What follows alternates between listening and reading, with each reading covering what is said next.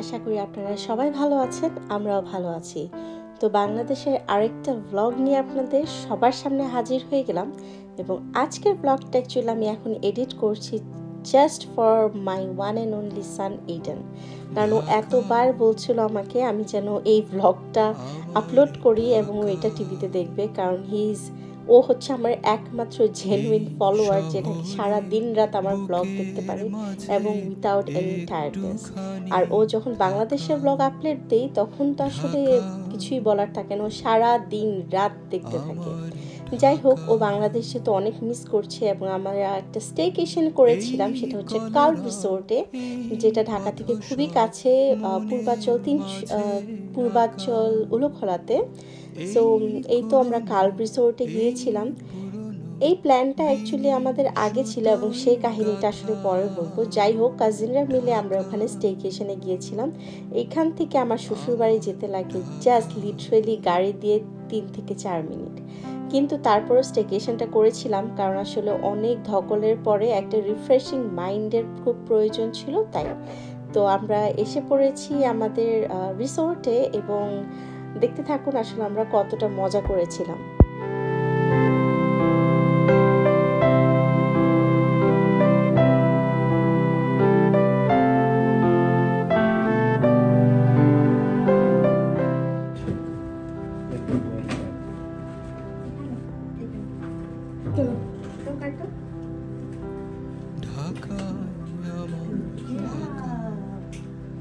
ছোট্টবেলার শীতে এইটা ছবি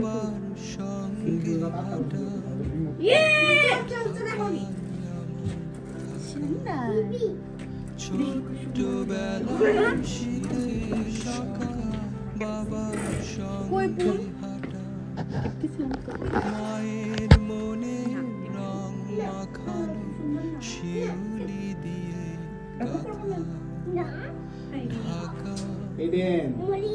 যেহেতু আমাদের পৌঁছতে অনেকটাই দেরি হয়ে গিয়েছিল এবং আমাদের স্ন্যাক্সের টাইম 6টার সময় শেষ, আমরা এখানে পৌঁছেছি 7টায়। বাট তারপরে they were very kind and ওরা আমাদেরকে স্ন্যাক্সটা দিয়েছিল। সো আমরা স্ন্যাক্সটা খাওয়ার জন্য নিচে নেমেছি। আমরা সবাই অনেক ক্ষুধার্ত ছিলাম অ্যান্ড আমরা শুধু এক্সট্রা করে ক্যাজুনাট সালাদ অর্ডার করেছিলাম।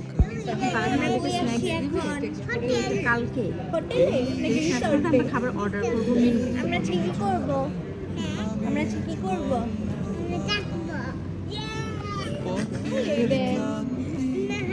হ্যালো ভিউয়ার্স, আমরা এখন চলে এসেছি কাল্ভ রিসোর্টে। এইডেন অনেক এক্সাইটেড। এইডেন বলছে এইডেন এখন ব্লগ করবে। তারপর এই যে ইমা দিদি, এই যে প্রিয়ানা দিদি, এই যে বৌদি, যে ভাইয়া, এই যে এইডেন,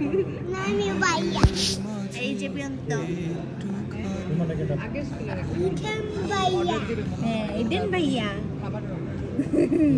নি সমস্যা নেই, নি হয়েছে এটা আন্না। এইখানে চিকেন নাগেটসগুলো অনেক ভালো লেগেছিল, ও অনেক খেয়েছিল এবং আমাদেরকে রোল দিয়েছিল আর কি দিয়েছিল মনে নেই। আর আমরা এক্সট্রা অর্ডার করেছিলাম ক্যাশিউনাট সালাদ। বাট ট্রাস্ট মি, আমার কাছে লাগে আমার নিজের বানানো ক্যাশিউনাট সালাদ অনেক বেস্ট। যাই হোক, খাবার দাবার শেষ করে আমরা একটু বের হয়ে গিয়েছিলাম একটু রিসোর্টটার মানে একটা ট্যুর দিতে, এবং আমরা আসলে খাজানার সন্ধান পেয়ে যাই। দ্যাট মিনস আমরা গেম জোনের সন্ধান পাই। যদিও এখানে আমি আগেও এসেছি, যদিও থাকিনি, প্রোগ্রাম করে আবার চলে গিয়েছিলাম এবং এবার থাকতে এসে আসলে অনেক বেশি ভালো লাগছিল। যতই নিজের বাসায় থাকি না কেন, আসলে বাইরে থাকাটা কেন যেন একটা অন্যরকম ফিলিংস।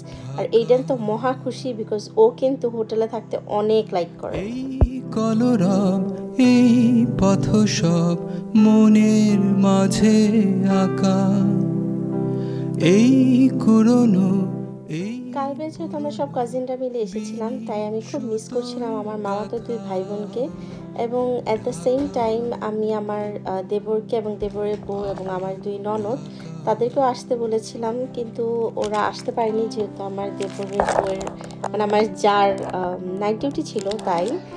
এবং সব মিলিয়ে আসলে ভালো লেগেছিল। ওরা পরের দিন অবশ্যই এসেছিল, বাট এই দিনটা কেন্দ্র করে মানে এই কাল্ভ রিসোর্টকে কেন্দ্র করে আমাদের অনেক প্ল্যান ছিল যেটা হয়নি। এটা আপনাদের সাথে একটু পরে শেয়ার করব।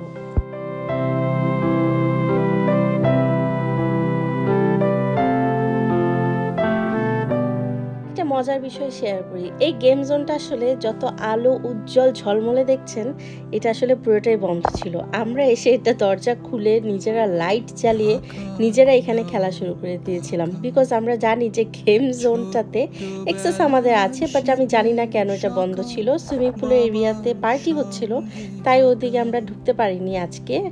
কিন্তু গেম জোনটা কেন বন্ধ ছিল আমি এই রহস্যটা আসলে খুঁজে পাইনি। যাই হোক, আমরা সবাই মিলে একসাথে খেলছিলাম। আর আমি এত ভালো ক্যারাম খেলি, আসলে একটু পরেই দেখতে পারবেন যে আমি কতটা ভালো ক্যারাম খেলি। মায়ের মনে এটা লাগালে চলে গেছে।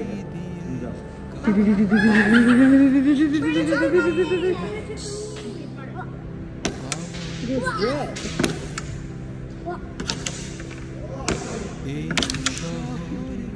বুকের মাঝে মাম্মা কেটে দাও রে, নাকি বানা আমি করবো না। ও রে, কি করে খা থ্যাংক ইউ। খানা এই শহর দেখো ওলা কেন ময়লাই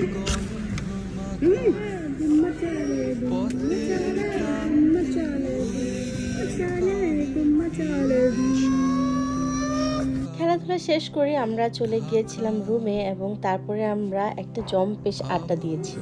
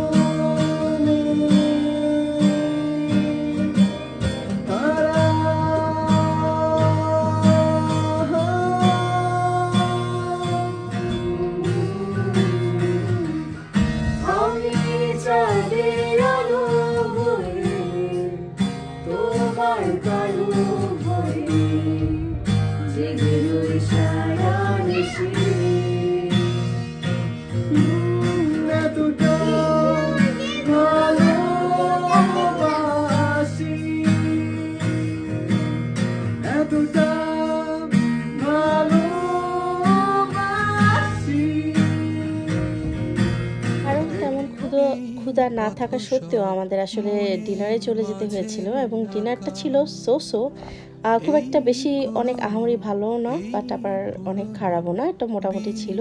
যাই হোক, আমরা সবাই ডিনার এনজয় করেছি এবং তারপর যা দেখেছেন আমাদের আবার সেই আড্ডাটা শুরু হয়ে গিয়েছিল, গানের আড্ডা। এবং I just love this moment with my cousins.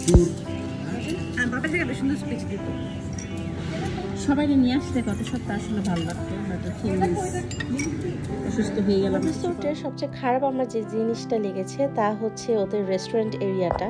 পুরোটা রিসোর্ট ওদের 5 স্টার একটা ভাইব থাকলেও এই রেস্টুরেন্ট এরিয়াটা কেন জানি ওদের খুব ডিগ্রেডেড হয়ে গিয়েছে।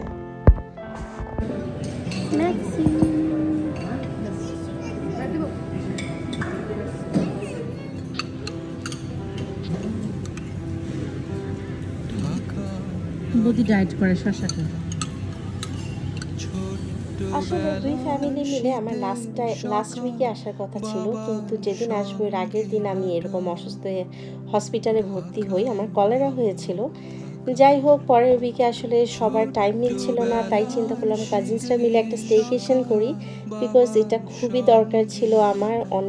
অনেক ধকল গিয়েছে, প্রথমে এইডেনের পক্স, তারপরে আমার কলেরা, সব কিছু মিলিয়ে প্ল্যান করেছি যে কাজিনরা মিলে একটা স্টেকেশন করব, তাই এই কাল্প রিসোর্টে আসা।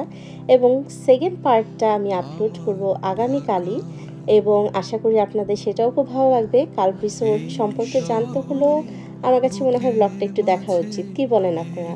যাই হোক, আজকে অনেক কথা বলে ফেলেছি। সবাই ভালো থাকবেন, সুস্থ থাকবেন এবং নিরাপদে থাকবেন। আজকে এখানেই বিদায় নিচ্ছি, বাই।